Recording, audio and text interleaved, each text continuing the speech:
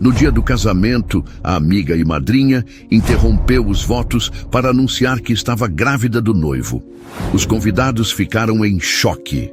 Mas, em vez de chorar, a noiva apenas sorriu e disse: "Que bom que você tocou nesse assunto. Agora, olhem para o telão." O rosto da madrinha ficou branco. Ela não fazia ideia do que estava por vir. A luz do sol poente daquele sábado de primavera em Paraty derramava-se pelas janelas altas e arqueadas da antiga igreja colonial, a igreja de Santa Rita, um bastião de fé e história caiado de branco. Os raios oblíquos e dourados não apenas iluminavam, mas pareciam dar substância ao ar, transformando a poeira suspensa, levantada pelos passos dos 200 convidados, em um redemoinho de partículas de ouro dançantes. O aroma que preenchia o espaço sagrado era uma composição complexa e avassaladora. A doçura quase narcótica do jasmim e dos lírios brancos, que desciam em cascatas opulentas pelo altar de madeira escura e se espalhavam em arranjos generosos ao longo do corredor, misturava-se ao cheiro resinoso e antigo da cera de vela queimada e à fragrância de séculos de história impregnada na madeira e na pedra.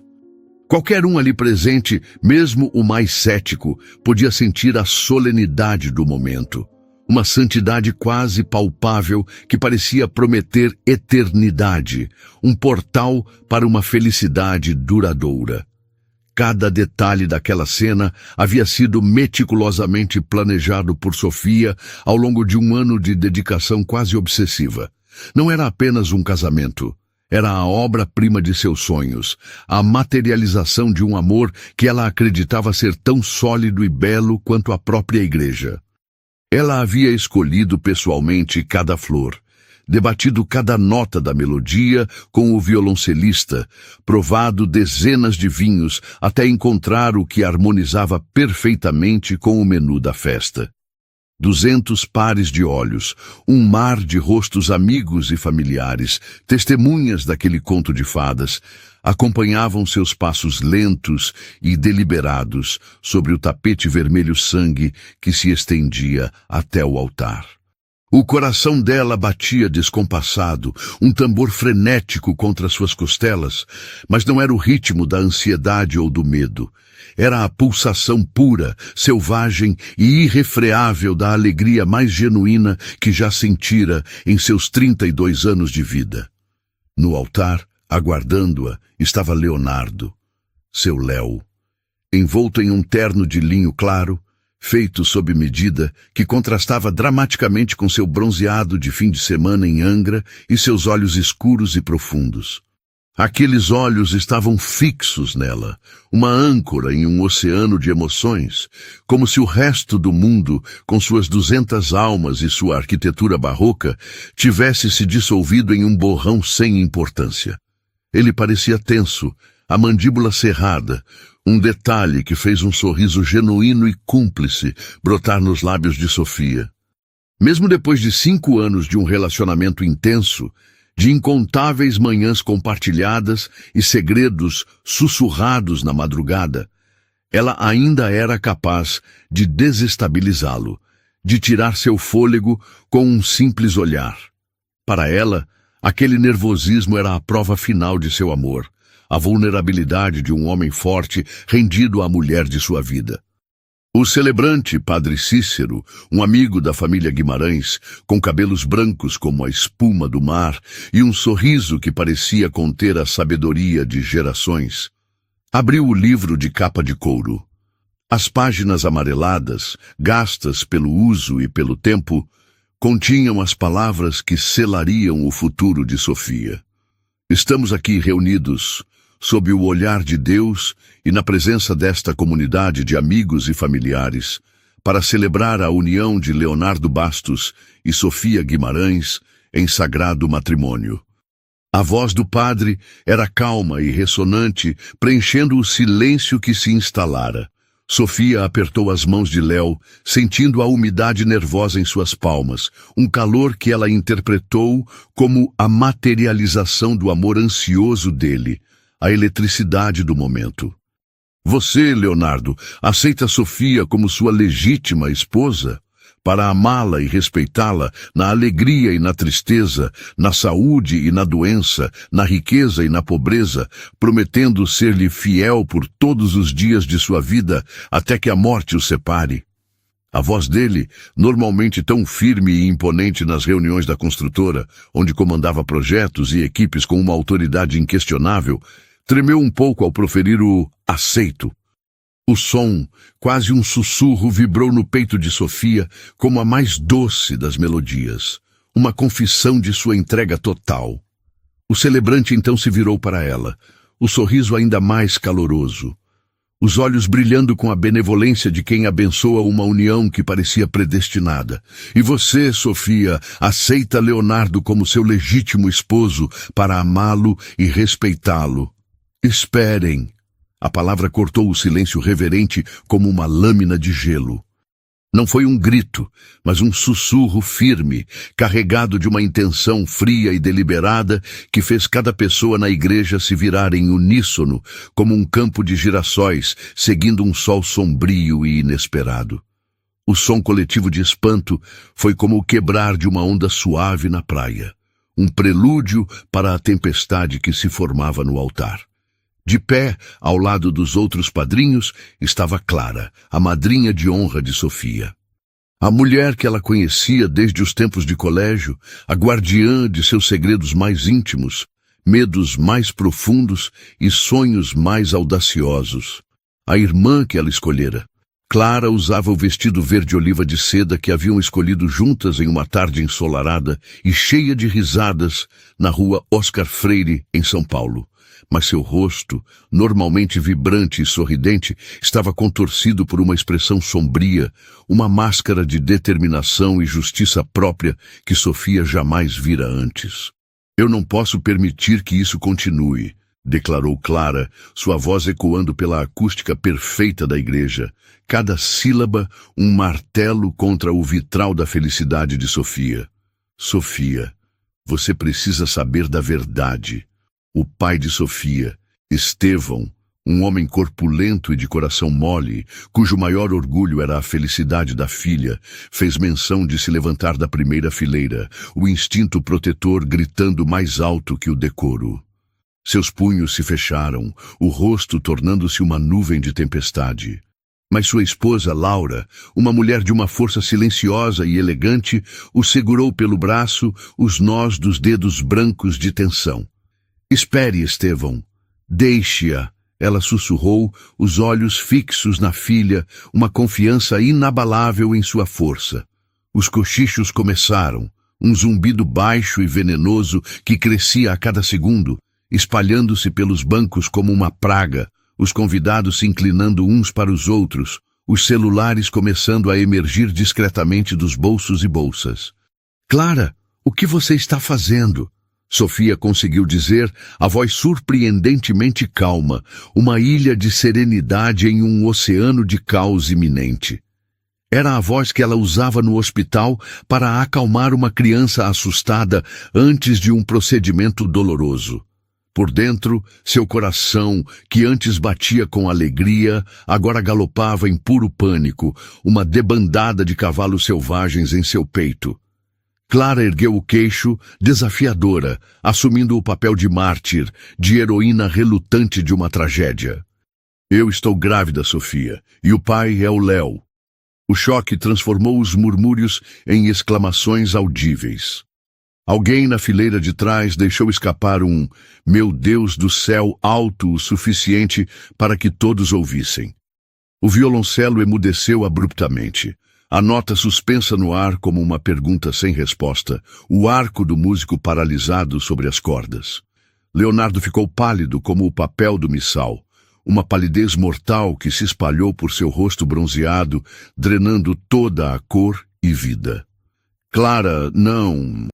Ele começou, a voz um fio, um apelo patético, não para proteger Sofia, mas para se proteger da exposição. Não o quê? ela retrucou, dando um passo à frente, saindo da linha dos padrinhos e se posicionando entre o casal e o padre, a voz ganhando força, tornando-se mais cruel a cada palavra. Não contar para ela como você tem ido ao meu apartamento há meses, dizendo que precisava desabafar sobre a pressão do casamento? Não contar como você dizia que estava repensando tudo, que se sentia sufocado pela perfeição dela? Não contar como sussurrava que me amava enquanto... Já chega! O grito veio do irmão mais velho de Sofia, Mateus, que se levantou de um salto, o rosto uma máscara de fúria protetora. Ele era um homem calmo por natureza, mas a visão da dor iminente no rosto da irmã o transformou. Sua irmã mais nova, Júlia, o agarrou pelo terno antes que ele pudesse avançar em direção ao altar e cometer uma loucura. Clara ignorou a interrupção. O caos a alimentava. Ela lançou a Sofia um sorriso de escárnio, um brilho de triunfo doentio em seus olhos. Encare a realidade, Sofia. Você é o prêmio de consolação, a escolha segura. Ele ficou com você porque eu não quis um compromisso sério. Mas agora que vamos ter um filho... Ela pousou a mão sobre o ventre ainda plano, em um gesto teatral de maternidade sagrada. Um ato para a plateia. Bem, as prioridades mudam. A igreja mergulhou em um silêncio mortal, quebrado apenas pelo som das contas do terço da avó de Sofia, Dona Inês, batendo umas nas outras enquanto ela rezava apressadamente, os lábios se movendo em uma prece silenciosa, buscando uma intervenção divina que não viria. Sofia olhou para Leonardo. Gotas de suor brotavam em sua testa, escorrendo por suas têmporas. Sua boca se abria e fechava como a de um peixe fora d'água, buscando um ar que parecia ter sido roubado de seus pulmões, buscando palavras que não existiam. Ele não conseguia sequer encará-la. Seus olhos fixos no chão de mármore, como se ali estivesse a resposta para sua própria covardia, para o abismo que se abria a seus pés. E foi nesse momento, ao testemunhar a totalidade de sua fraqueza, a patética desintegração do homem que ela amava, que ela sorriu.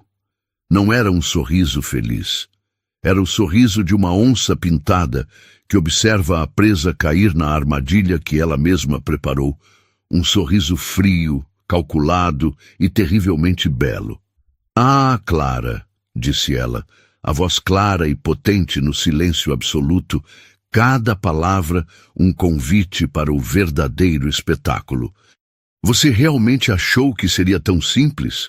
O sorriso presunçoso de Clara vacilou, uma sombra de incerteza cruzando seu rosto pela primeira vez. Ela esperava lágrimas, gritos, um colapso. Não esperava aquela calma glacial. Sofia não pegou um celular. Não havia gravação a ser tocada. Seu plano era muito mais visual, muito mais público, muito mais devastador. Ela se virou para o celebrante com uma calma que gelou a espinha de quem a observava. Padre, peço perdão pelo que vai acontecer e pela profanação deste momento sagrado, mas a verdade às vezes precisa de um palco para ser revelada. E a casa de Deus sempre foi um palco para a verdade, não é mesmo? Sem esperar resposta, ela olhou para o fundo da igreja, na direção da cabine de controle de som e vídeo, onde seu primo, Beto, um gênio da tecnologia que ela trouxera de São Paulo especificamente para aquele momento, estava posicionado. Com um sutil aceno de cabeça, quase imperceptível para os demais, ela deu o sinal. A caçada havia terminado. A execução estava prestes a começar. Senhoras e senhores, disse Sofia, sua voz agora calma e controlada, projetada para cada canto da igreja com uma clareza impressionante que desmentia a tempestade em seu peito.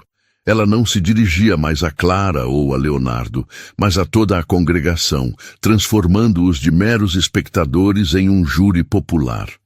Sua postura era ereta, o queixo erguido, não em desafio, mas com a autoridade de quem está prestes a apresentar um caso irrefutável. Peço que direcionem sua atenção para o telão acima do altar. Ele estava reservado para uma retrospectiva do nosso amor, com fotos de nossas viagens e momentos felizes. Acho que teremos uma retrospectiva diferente hoje, uma retrospectiva da verdade. Um feixe de luz cortou a penumbra da igreja, vindo da cabine de controle no fundo, e o grande telão branco, que até então estava discretamente enrolado e quase invisível contra a parede dourada do retábulo, desceu mecanicamente com um zumbido suave e quase inaudível. Ele parou atrás do altar, cobrindo a imagem de Santa Rita e criando uma tela imaculada no coração do espaço sagrado, um cinema profano na casa de Deus. A primeira imagem que surgiu, em alta definição, não foi uma foto sorridente do casal em uma praia paradisíaca, mas um print de uma conversa de WhatsApp. A interface era familiar a todos, mas o conteúdo era chocante. A foto de perfil de Clara, sorrindo em uma selfie com um filtro de orelhas de gatinho, estava nítida ao lado de suas mensagens para uma amiga salva como Tati Personal. A mensagem de Clara, com o carimbo de data e hora de 2 semanas antes, era cristalina e brutal em sua sinceridade. O idiota do Léo caiu direitinho na história da gravidez. Ele está apavorado.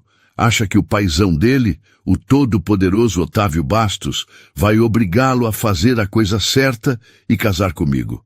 O plano é simples: explodir a bomba no altar na frente de todo mundo. Vou sair como a mãe desamparada e ele vai ter que me bancar por anos. Adeus, vida de trabalhar e ralar em agência. Olá, pensão gorda e vida de madame. A congregação ofegou em um único e ruidoso fôlego. O som foi físico, como se o ar tivesse sido arrancado de 200 pulmões ao mesmo tempo. Foi um som de choque, de desaprovação e, para alguns, de um prazer mórbido e inconfessável. Leonardo olhou para o telão e depois para Clara, o rosto uma máscara de confusão e horror. Gravidez? Que história é essa? Você me disse... Você me mostrou o teste, você chorou.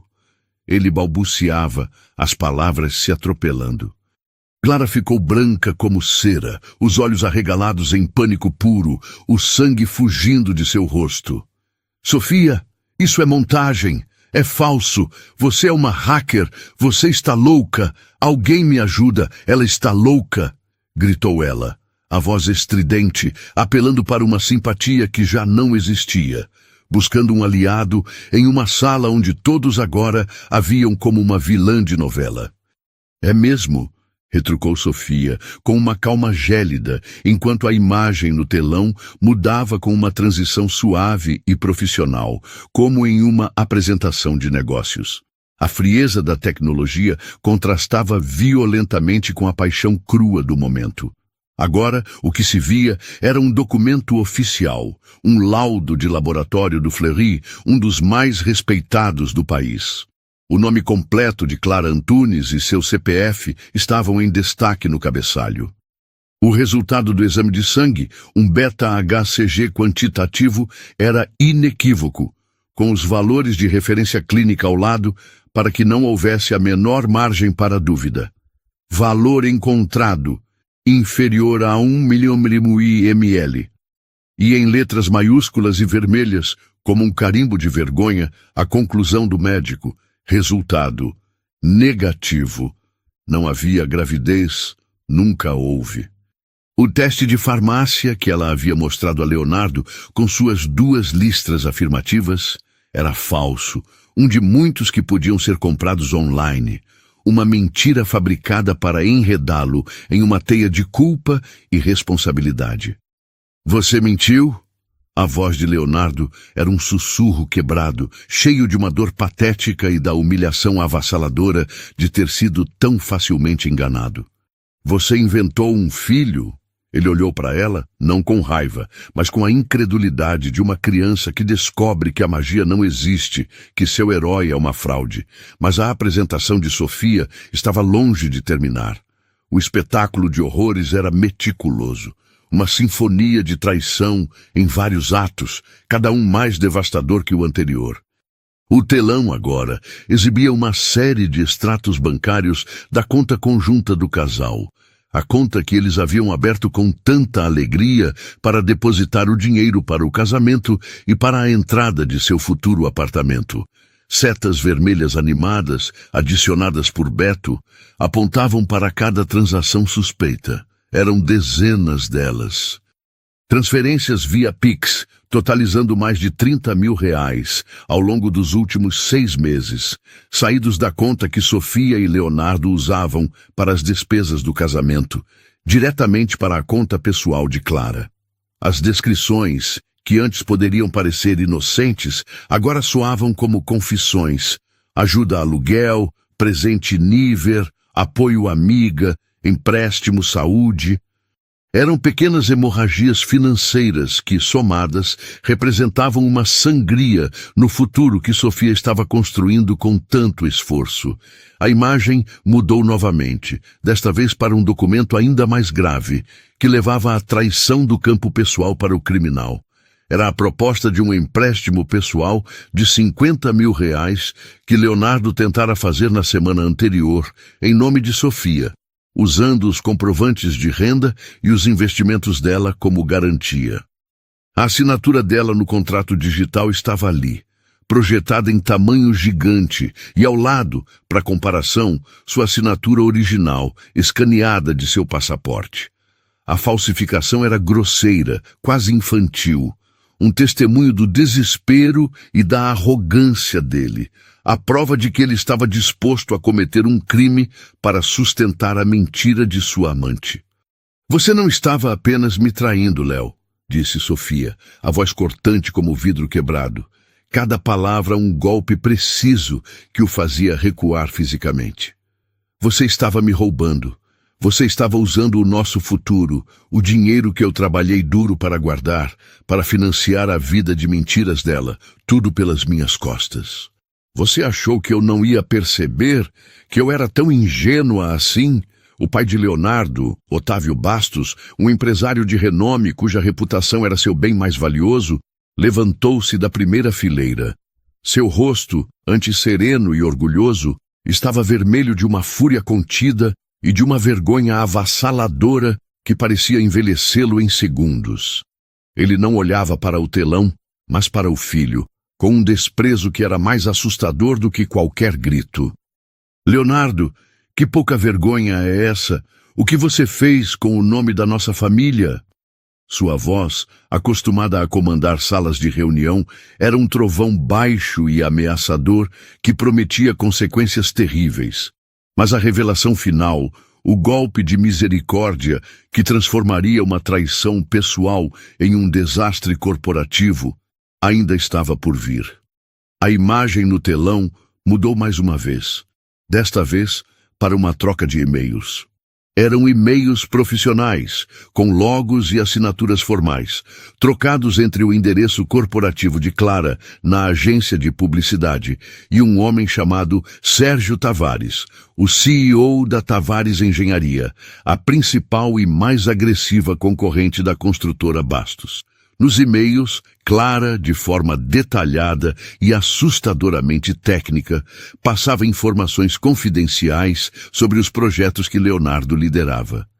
Anexos em formato PDF e planilhas de Excel continham orçamentos internos, cronogramas de obras, estratégias de licitação para concorrências públicas e até análises de pontos fracos de propostas que ela obtinha dele em seus encontros íntimos. Ela o seduzia não apenas com o corpo, mas com um falso interesse profissional, fazendo perguntas inocentes para ajudá-lo a desabafar sobre o trabalho, enquanto anotava mentalmente cada detalhe. Em troca daquelas informações, que valiam milhões em contratos perdidos para a família Bastos, Sérgio Tavares prometia a ela um cargo de diretora de marketing na Tavares Engenharia, um salário de 6 dígitos e uma participação generosa nos lucros dos contratos que a empresa vencesse usando aquela espionagem. Era um plano audacioso, uma traição em múltiplos níveis, projetada para 200 convidados e, em breve, para o mundo. A traição não era apenas sobre sexo e dinheiro, era sobre poder, ambição e uma completa falta de escrúpulos. Meu Deus, murmurou Otávio Bastos, o pai de Leonardo, caindo de volta no banco de madeira maciça, como se suas pernas tivessem sido ceifadas por um golpe invisível. O som de seu corpo batendo na madeira ecoou na igreja subitamente silenciosa, um baque surdo que pareceu marcar o fim de uma era. Aquele homem, um titã no mundo da construção civil, uma figura quase lendária no Rio de Janeiro, conhecido por sua astúcia de negociador e seu pulso firme, parecia subitamente frágil, quebrado. A reputação de sua empresa, a construtora Bastos, um legado construído ao longo de 50 anos de trabalho duro, acordos selados com um aperto de mão e uma reputação de integridade, estava sendo publicamente manchada, não por um rival em uma disputa de mercado, mas por seu próprio filho, seu herdeiro, o depositário de suas esperanças e de seu império. A traição de Leonardo não era mais apenas uma indiscrição pessoal, um deslize moral a ser resolvido em particular. Era um ato de sabotagem, uma ferida mortal no coração dos negócios da família, uma vulnerabilidade exposta para todos os seus concorrentes e clientes verem. A vergonha em seu rosto era tão profunda, tão visceral, que era quase doloroso de se testemunhar. Era a dor de um pai que via não apenas a falha moral do filho, mas o reflexo de sua própria falha em criá-lo. Leonardo, por sua vez, olhou para o telão, para os e-mails que selavam seu destino de forma tão inequívoca, e a compreensão finalmente o atingiu como um trem desgovernado.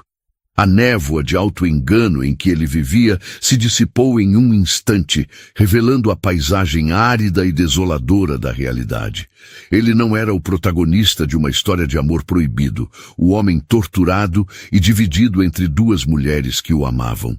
Ele era a ferramenta. O peão ingênuo e vaidoso em um jogo muito maior e mais sujo, um jogo de poder corporativo e ganância fria. Clara não o amava, ela o usava.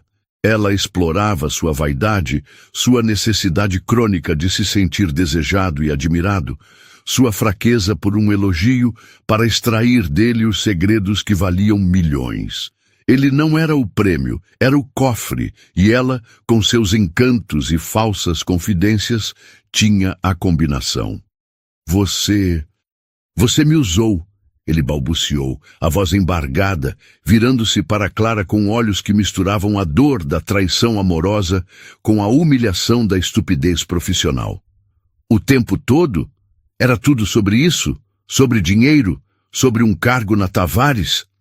Clara, encurralada, com todos os olhos daquela igreja sobre ela, como abutre circulando uma carcaça, com sua teia de mentiras desfeita fio por fio em alta definição para uma plateia horrorizada, finalmente abandonou a farsa de vítima. O desespero deu lugar a uma fúria venenosa, a raiva de uma predadora que foi superada em seu próprio jogo. Seus ombros se endireitaram, o choro cessou e seus olhos se encheram de um desprezo ácido. E o que você queria, Leonardo? Ela explodiu, a voz estridente e cheia de um ressentimento acumulado. Que eu ficasse esperando você ter coragem de largar a noivinha perfeita? Que eu vivesse das migalhas de atenção que você me dava quando ela estava de plantão no hospital? Eu cansei de ser a outra, a amante escondida que você usava para se sentir um rebelde. Eu merecia mais. Eu merecia o palco principal, a vida que ela ia ter. E você era fraco demais para me dar o que eu queria, então eu fui buscar por mim mesma. Eu usei as ferramentas que eu tinha. E você, meu caro, foi a melhor ferramenta de todas. Fraco, disse Sofia, e sua voz, agora sem a necessidade de microfone, encheu o silêncio que se seguiu à explosão de Clara. Era uma voz calma, mas que carregava o peso de meses de dor, de noites insones, de planejamento meticuloso e de uma determinação de ferro. Ela deu um passo à frente posicionando-se entre os dois, a noiva em seu vestido branco, tornando-se a juíza daquele tribunal improvisado. Não, Clara, ele não foi fraco. Fraqueza implica uma falta de poder. Ele tinha todo o poder para ser honesto. O poder para terminar nosso noivado, para me olhar nos olhos e dizer a verdade. O poder para não roubar da nossa conta, para não falsificar minha assinatura. Ele não foi fraco. Ela se virou para Leonardo e o olhar que lhe deu não era de ódio, mas de uma decepção tão profunda que era quase piedosa. Você foi desleal, desonesto e cúmplice. Você escolheu o caminho mais fácil, o caminho da mentira, a cada passo. Ela então fixou seus olhos em Clara e o desprezo em seu olhar era uma arma afiada. E você não é uma vítima buscando o que merece. Você é uma criminosa. Você cometeu fraude, estelionato e espionagem industrial. Não há nobreza em seus atos, apenas ganância, inveja e uma total falta de caráter. Você não queria a vida dele. Você queria destruir a minha. Com as verdades ditas e as máscaras caídas, Sofia se virou para a congregação, para os rostos chocados de amigos e familiares. Seu semblante suavizou, mas a força em sua postura era inabalável. Peço desculpas a todos vocês por este espetáculo. Ninguém deveria ter que testemunhar a ruína de um sonho, especialmente de uma forma tão pública. Mas a verdade precisava ser dita, e as mentiras precisavam ser expostas à luz, por mais dura que ela fosse. Ela fez uma pausa, deixando suas palavras assentarem. A festa no salão ao lado, com toda a comida, bebida e música que pagamos, está mantida. Um murmúrio de surpresa e confusão percorreu os convidados. Será uma celebração, continuou ela, a voz firme, um convite e uma declaração de independência. Não de um casamento que não aconteceu, mas da minha liberdade. Uma celebração da verdade sobre a mentira. Quem quiser se juntar a mim e brindar a um novo começo, a uma vida livre de enganos, será muito bem-vindo. Com isso, ela se virou. Ignorando o caos que começava a se instalar novamente, os gritos abafados de Otávio Bastos para seu filho, as acusações que começavam a voar entre as famílias, e o som do choro desesperado e raivoso de Clara, que agora percebia a dimensão completa de sua queda, Sofia, com a mesma graça e dignidade com que entrou, começou a caminhar de volta pelo corredor. Seu vestido de noiva, que horas antes era um símbolo de um futuro compartilhado, agora era a armadura de sua vitória pessoal. Ela não fugia. Ela se retirava do campo de batalha após a vitória, deixando para trás as ruínas de duas vidas que ela mesma, com a precisão de um cirurgião e a frieza de um general, acabara de demolir. Cada passo que ela dava para longe do altar era um passo em direção a si mesma, a sua nova vida, forjada no fogo da traição, mas temperada pelo aço de sua própria força. A noiva não estava de coração partido. A noiva estava, finalmente e gloriosamente, livre. O que se seguiu à saída triunfante de Sofia da igreja de Santa Rita não foi uma prisão imediata, com sirenes e algemas. Foi algo muito mais lento, mais público, e para a estirpe de pessoas como os Bastos, para quem a reputação é a moeda mais valiosa, infinitamente pior.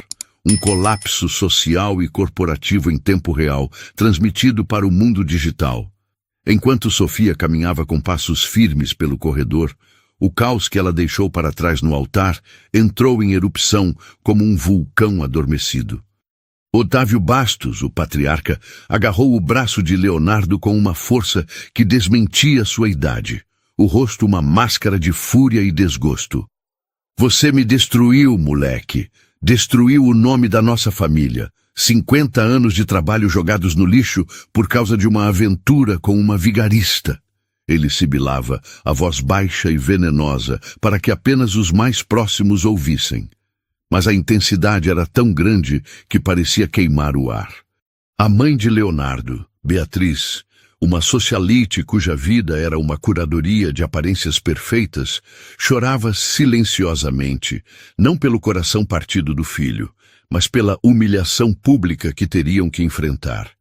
Seus ombros tremiam sob o vestido de grife, enquanto ela via seu mundo de chás, beneficentes e colunas sociais desmoronar.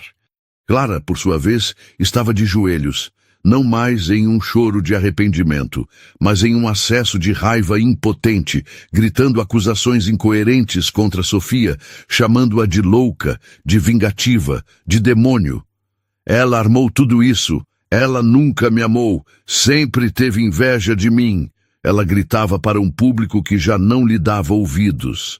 Ela havia se tornado invisível, um fantasma no epicentro do desastre que ela mesma criara, sua performance patética apenas acentuando a vitória esmagadora de Sofia. Enquanto isso, a notícia se espalhava como fogo em rastilho de pólvora. Os convidados, ainda em choque, mas com os reflexos da era digital afiados, pegaram seus celulares. Dezenas de vídeos do casamento revelação, gravados de múltiplos ângulos, começaram a inundar o YouTube, o Instagram e os grupos de WhatsApp. A história era simplesmente irresistível. Uma noiva linda e inteligente, um noivo de família rica e poderosa, uma melhor amiga traiçoeira e uma vingança executada com a frieza de um thriller corporativo. Antes mesmo que Sofia chegasse ao salão de festas, a hashtag #AvridVingança em Paraty já estava começando a subir nos trending topics do Brasil, impulsionada por influenciadores digitais e celebridades que estavam entre os convidados e que compartilhavam a história com seus milhões de seguidores. Os portais de notícias, farejando o cheiro de um escândalo de alta sociedade, começaram a ligar incessantemente para os convidados, oferecendo dinheiro por vídeos exclusivos e depoimentos em primeira mão. O salão de festas, um lugar elegante e arejado, com paredes de vidro que ofereciam uma vista deslumbrante da Baía de Paraty, estava preparado para um sonho. Toalhas de mesa de linho branco importado ainda cobriam as mesas redondas. Centros de mesa com lírios, jasmins e orquídeas ainda perfumavam o ar. A banda, uma das mais requisitadas para casamentos no eixo Rio-São Paulo, contratada a peso de ouro, afinava seus instrumentos, pronta para tocar a playlist romântica que Léo e Sofia haviam escolhido com tanto carinho. Mas em vez de celebrar um casamento, eles estavam prestes a testemunhar o que a prima de Sofia, com um humor ácido e tipicamente carioca, apelidou de a festa de divórcio mais épica do mundo. Não vamos desperdiçar um centavo do dinheiro da Sophie, declarou a mãe de Sofia, Laura, quando chegaram ao local, os olhos brilhando com uma fúria protetora que a transformava em uma leoa. Nós pagamos por esta comida, pagamos por esta música e vamos celebrar a coragem e a liberdade da minha filha. Quem não quiser celebrar, a porta da rua é a serventia da casa. E foi o que fizeram. Eles celebraram. Os convidados que seguiram Sofia até o salão, e surpreendentemente, quase todos o fizeram, movidos por uma mistura de lealdade, curiosidade mórbida e uma admiração genuína pela força dela, encontraram uma atmosfera surreal. Sofia, ainda em seu vestido de noiva, subiu ao pequeno palco montado para a banda. Ela pegou o microfone e um silêncio expectante caiu sobre o salão. Eu sei que não foi a cerimônia que todos esperavam, disse ela, um pequeno sorriso cansado, mas genuíno, brincando em seus lábios. E eu sei que todos estão chocados. Eu também estou. Mas já que temos um bar aberto com o melhor champanhe, uma banda incrível e a melhor comida que Paraty pode oferecer, eu me recuso a deixar que a desonestidade e a ganância de duas pessoas estraguem a nossa noite. Ela ergueu a taça que sua irmã lhe entregara. Hoje não brindamos a um casamento que não aconteceu. Brindamos a verdade, por mais dolorosa que seja. Brindamos aos recomeços, por mais assustadores que pareçam, e brindamos ao fato de que, às vezes, se livrar de um problema é o maior presente que podemos receber, a minha liberdade. O salão explodiu em aplausos e vivas, um som muito mais alto e genuíno do que qualquer aplauso que se seguiria a um sim no altar. A banda, recebendo um sinal de Sofia, abandonou o repertório romântico de bossa nova e mergulhou em um set vibrante de samba, pop rock nacional e clássicos dançantes dos anos 80. A pista de dança, que deveria ser inaugurada com uma valsa lenta e coreografada, foi invadida por tios, primos e amigos dançando com uma energia catártica, celebrando não a união de um casal, mas a libertação de uma mulher. Sofia trocou seus saltos Jimmy Choo por um par de havaianas brancas que sua irmã previdente havia trazido em sua bolsa. Ela dançou com seu pai, que a rodopiava com lágrimas de orgulho escorrendo pelo rosto.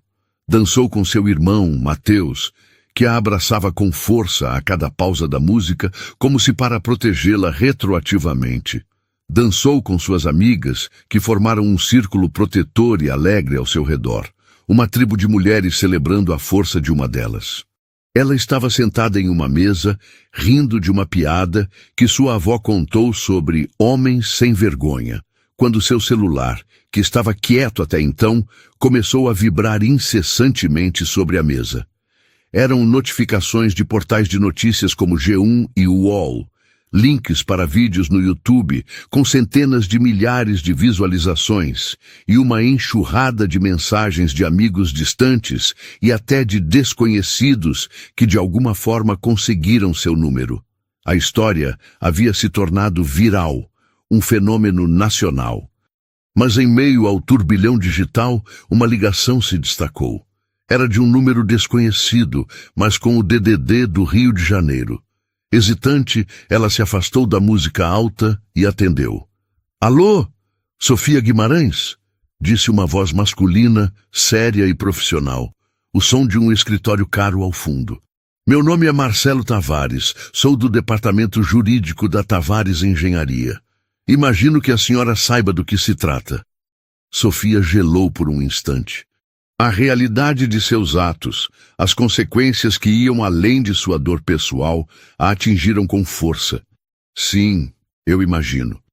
Vimos os vídeos que estão circulando, continuou o advogado sem rodeios. Gostaríamos de marcar uma reunião urgente com a senhora, assim que possível. Temos um interesse mútuo em garantir que a senhorita Antunes e o senhor Bastos respondam legalmente por seus atos. As provas que a senhora apresentou são extremamente valiosas para nós. Acreditamos que temos base para uma ação robusta por concorrência desleal e espionagem industrial. Sofia percebeu naquele momento que sua vingança pessoal havia se transformado em algo muito maior.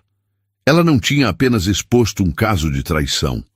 Ela havia detonado uma bomba no mundo corporativo e os estilhaços estavam apenas começando a se espalhar. Ela era agora uma peça central em um jogo de xadrez que ela nem sabia que estava jogando.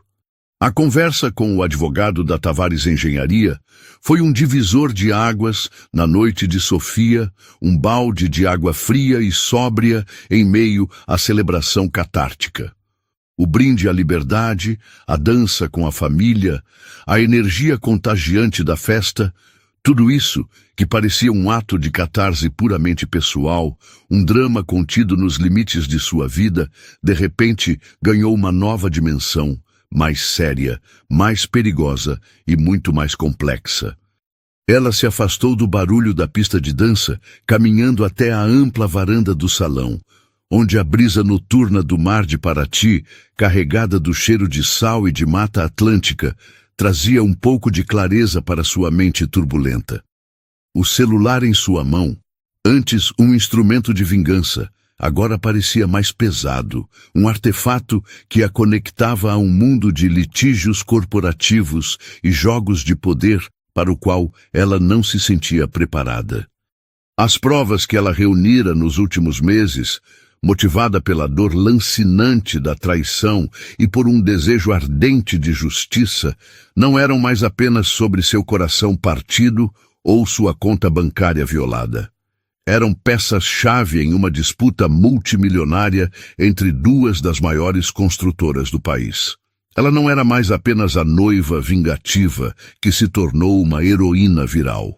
Era uma testemunha crucial, a detentora de informações que poderiam redefinir o equilíbrio de poder no setor.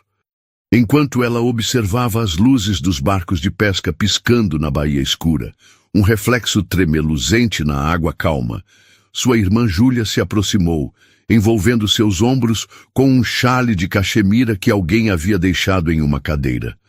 "Você está bem?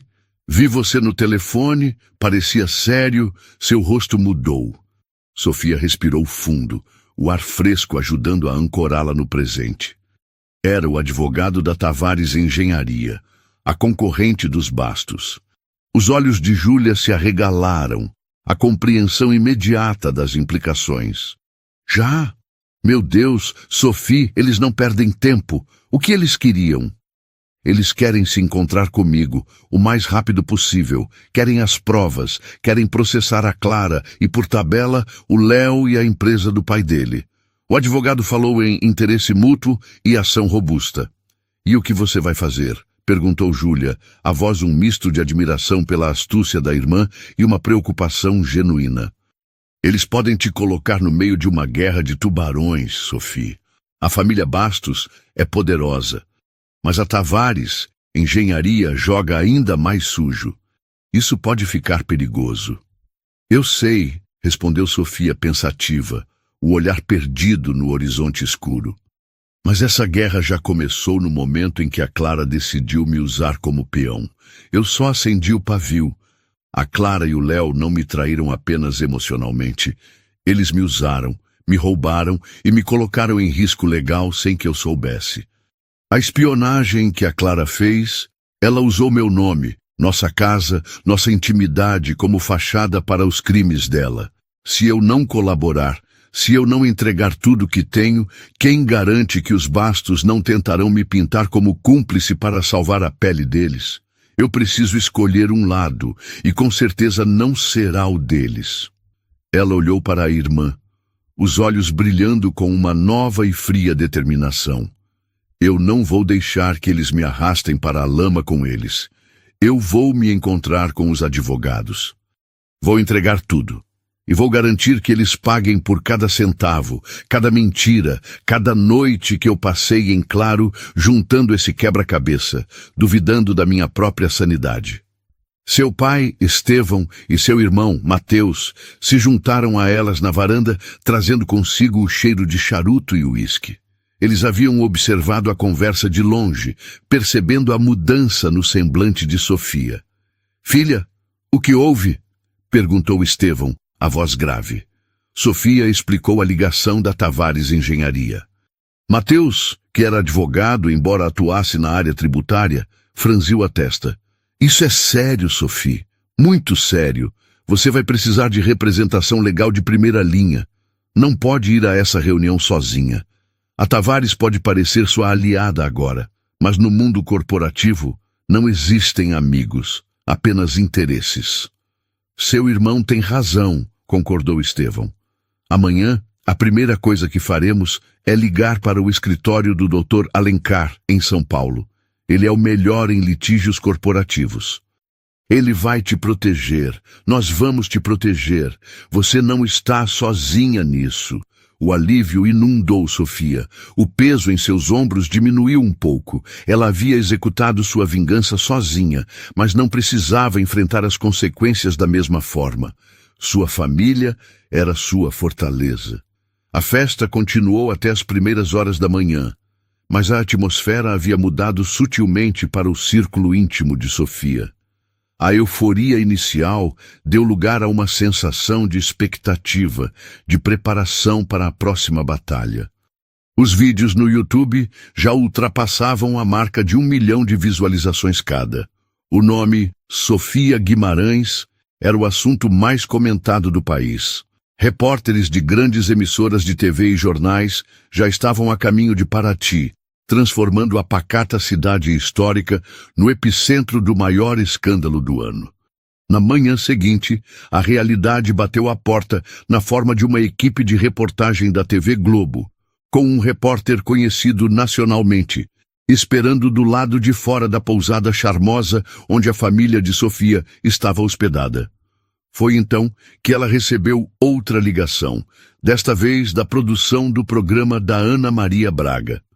Eles não queriam apenas uma entrevista, queriam exclusividade.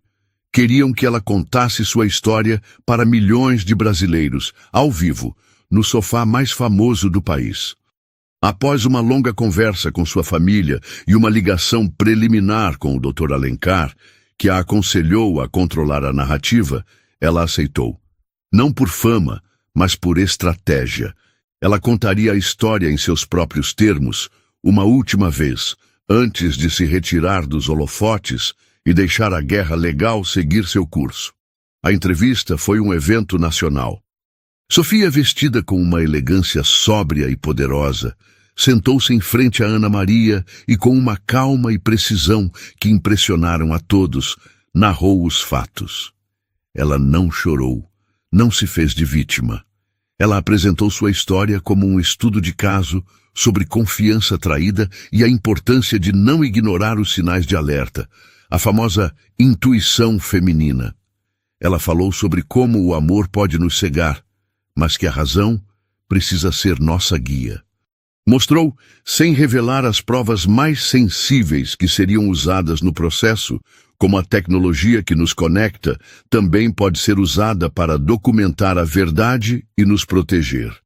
Ao final, quando Ana Maria perguntou o que ela diria para outras mulheres que pudessem estar passando por situações semelhantes, a resposta de Sofia foi o que a cimentou como um ícone. Eu diria, não tenham medo da verdade, por mais dolorosa que ela seja. A verdade liberta. E nunca, jamais, subestimem sua própria força e inteligência. A dor da traição passa, mas a dignidade que você mantém ao se defender e lutar por si mesma é para sempre. As consequências para Leonardo e Clara foram rápidas e brutais, mas, como Sofia previra, não vieram na forma de uma sentença de prisão imediata. O processo judicial se arrastaria por anos, um lembrete constante de sua queda. A verdadeira punição foi o exílio social e profissional. A construtora Bastos, em uma jogada de sobrevivência corporativa, emitiu uma nota pública repudiando veementemente as ações de Leonardo, anunciando sua demissão sumária e a abertura de um processo interno e externo contra ele por perdas e danos, e contra Clara por espionagem. Otávio Bastos, para salvar a empresa que era sua vida, sacrificou o filho no altar da opinião pública e do mercado. Leonardo foi deserdado, seus cartões de crédito cancelados, seu acesso aos bens da família cortado. De um dia para o outro, ele passou de herdeiro de um império a um pária, com o nome manchado, sem amigos e sem perspectivas. Clara enfrentou um destino ainda pior. Processada pela Tavares Engenharia, que a usou e a descartou como um peão sacrificial para mostrar boa fé ao mercado, pela família Bastos e por Sofia, ela se viu afogada em dívidas legais que jamais conseguiria pagar. A agência de publicidade onde trabalhava a demitiu por justa causa, citando o dano irreparável à imagem da empresa. Nenhum outro empregador a queria. Seus amigos da alta sociedade desapareceram, pararam de atender suas ligações. Ela, que sonhava com uma vida de luxo bancada pelos outros, acabou tendo que vender o próprio apartamento para pagar a primeira parte dos honorários dos advogados. Sua queda tão espetacular e pública quanto a ambição que a motivou. A justiça para eles não foi a perda da liberdade física, mas a perda de tudo aquilo que eles mais valorizavam: status, dinheiro, poder e reputação. Meses se passaram, transformando-se em um ano, depois 2. A poeira do escândalo que abalou o mundo corporativo e social do Rio de Janeiro começou a baixar, como a cinza de um vulcão após uma erupção violenta. A história de Sofia Guimarães, no entanto, não desapareceu. Ela permaneceu no imaginário popular, uma espécie de lenda moderna sobre justiça e empoderamento, contada e recontada em mesas de bar, salões de beleza e fóruns online. Tornou-se um verbete urbano para dar a volta por cima. Sofia, fiel à sua palavra e à sua nova essência, retirou-se completamente da vida pública após sua entrevista marcante. Ela recusou ofertas poupudas para livros de autoajuda, roteiros de filmes e séries documentais, compreendendo com uma sabedoria recém-adquirida que a sua paz e seu anonimato valiam mais do que qualquer cheque ou reconhecimento.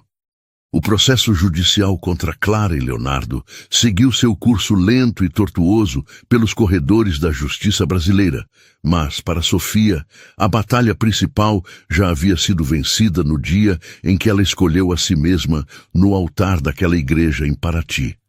Ela deixou o desenrolar jurídico nas mãos de sua formidável equipe de advogados, liderada pelo Dr. Alencar, sabendo que as provas que havia coletado eram irrefutáveis e que a justiça, embora tardia, seguiria seu curso. Ela não precisava mais acompanhar cada passo. Sua vingança já estava completa. Com o dinheiro que havia economizado para o casamento e a entrada do apartamento, agora livre de qualquer vínculo com Leonardo, e com uma quantia substancial recebida em um acordo extrajudicial com a Tavares Engenharia como compensação por seu papel como testemunha-chave, ela se viu diante de uma tela em branco.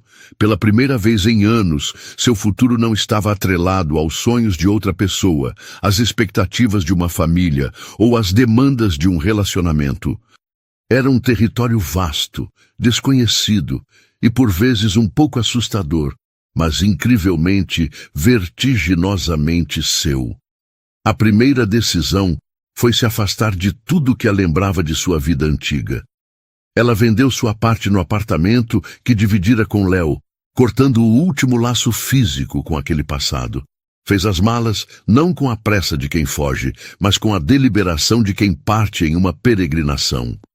E em vez de seguir o roteiro clássico de uma viagem à Europa, um destino que, em sua mente, ainda estava manchado pelos planos que fizera com ele, pelos hotéis que haviam pesquisado juntos, pelas cidades que sonharam em conhecer, optou por um caminho radicalmente diferente. Seu espírito não pedia o conforto do velho mundo, mas o desafio, a estranheza e a introspecção do Oriente. Ela embarcou em uma longa viagem de 6 meses pela Ásia, uma jornada que era tanto geográfica quanto espiritual. Não foi uma viagem de luxo em resort 5 estrelas, mas de imersão. Ela percorreu as ruas movimentadas e caóticas de Bangkok, na Tailândia, aprendendo a cozinhar a culinária local em uma pequena escola familiar e passando 10 dias em um retiro de meditação silenciosa com monges em Chiang Mai, onde aprendeu a aquietar a mente e a conviver com seus próprios pensamentos. Explorou as metrópoles futuristas do Japão, maravilhada com o contraste entre a energia elétrica de Tóquio e a serenidade transcendental dos jardins de Kyoto. Foi lá que aprendeu sobre a filosofia do wabi-sabi, a beleza da imperfeição, e do Gaman, a arte de suportar o aparentemente insuportável com paciência e dignidade. Viajou pela China, caminhando por trechos da Grande Muralha e se perdendo na vastidão de paisagens que pareciam saídas de pinturas antigas, sentindo-se pequena e, ao mesmo tempo, conectada a algo muito maior e mais antigo que sua própria dor. Foi uma jornada para fora, mas principalmente para dentro. Cada novo carimbo em seu passaporte era uma marca de sua crescente independência, resiliência e autoconhecimento. Foi em um beco tranquilo em Kyoto, durante uma chuva fina que lavava as ruas de pedra e fazia o ar cheirar a terra molhada, que ela o encontrou. Um gatinho de rua, magro e assustado, com uma pelagem manchada de branco e cinza, e uma característica notável que o tornava um pária entre os outros gatos. Um olho era de um azul profundo como o oceano ao anoitecer, e o outro de um verde vibrante como uma folha de bambu na primavera. Ele era um sobrevivente, um ser imperfeito e único. Sofia passou dias ganhando sua confiança, sentando-se à distância, deixando comida e falando com ele em um tom suave. Até que, em uma tarde, ele finalmente se aproximou e se esfregou em sua perna, um gesto de entrega e confiança. Ela o adotou. Passou por toda a burocracia complexa e cara para poder levá-lo para o Brasil e o batizou de Kintsugi. O nome representava a antiga arte japonesa de reparar cerâmica quebrada com laca misturada com pó de ouro, uma filosofia que ensina que as quebras e os reparos fazem parte da história de um objeto e devem ser celebrados, não escondidos, pois o tornam mais belo e único. O gato, com seus olhos díspares e sua história de abandono, era o símbolo perfeito de sua própria jornada de se reconstruir, não para esconder as rachaduras, mas para preenchê-las com ouro. Ao retornar ao Brasil, Sofia não voltou para o Rio de Janeiro. A cidade maravilhosa, com sua beleza e caos, ainda carregava os fantasmas de seu relacionamento com Leonardo e da alta sociedade que a havia julgado e depois celebrado. Ela se mudou para Florianópolis, buscando a tranquilidade da ilha, a ilha da magia, e a proximidade com a natureza que sempre a reenergizou. Comprou uma pequena casa com um jardim exuberante e vista para a Lagoa da Conceição, onde Kintsugi podia explorar em segurança e onde ela podia praticar yoga ao nascer do sol. Voltou a estudar, matriculando-se no mestrado em fisioterapia pediátrica, com especialização em neurologia na Universidade Federal de Santa Catarina, um sonho que havia adiado por causa do relacionamento. Mergulhou no trabalho e nos estudos com uma paixão renovada, encontrando um propósito profundo em ajudar crianças com desafios neurológicos a atingirem seu máximo potencial. E sim, ela aprendeu a dançar. Não o forró que havia mencionado em um momento de leveza, mas o tango. Em um pequeno estúdio no centro da cidade, ela aprendeu a dança, que é uma conversa sem palavras. A dança, com sua mistura de paixão e controle, de improviso e técnica, de liderar e ser conduzida, de uma confiança cega no parceiro, parecia a metáfora perfeita para o tipo de relacionamento com os outros e principalmente consigo mesma que ela agora desejava construir. Ela não se tornou uma reclusa, mas tornou-se ferozmente protetora de sua paz e de seu tempo. Reatou laços familiares em um nível mais profundo, passando mais tempo com seus pais e irmãos que haviam sido sua fortaleza inabalável. Cultivou amizades verdadeiras, poucas e boas, baseadas em respeito, admiração e reciprocidade. Ela não procurava ativamente por um novo amor, mas estava aberta a ele, com um novo conjunto de regras não escritas. Seu coração não estava mais trancado, mas a porta agora tinha um porteiro muito mais exigente, sua própria intuição, afiada pela experiência, e seu recém-descoberto e inegociável senso de valor. Anos depois, a história do casamento de Paraty ainda era contada em rodas de conversa, um causo quase folclórico, mas Sofia Guimarães já era outra pessoa. A mulher que caminhou por aquele corredor de igreja, cheia de sonhos ingênuos sobre um amor perfeito, não existia mais. Em seu lugar, havia uma mulher mais forte, mais sábia, mais complexa, cujas cicatrizes não eram motivo de vergonha, mas um mapa de todas as batalhas que havia vencido.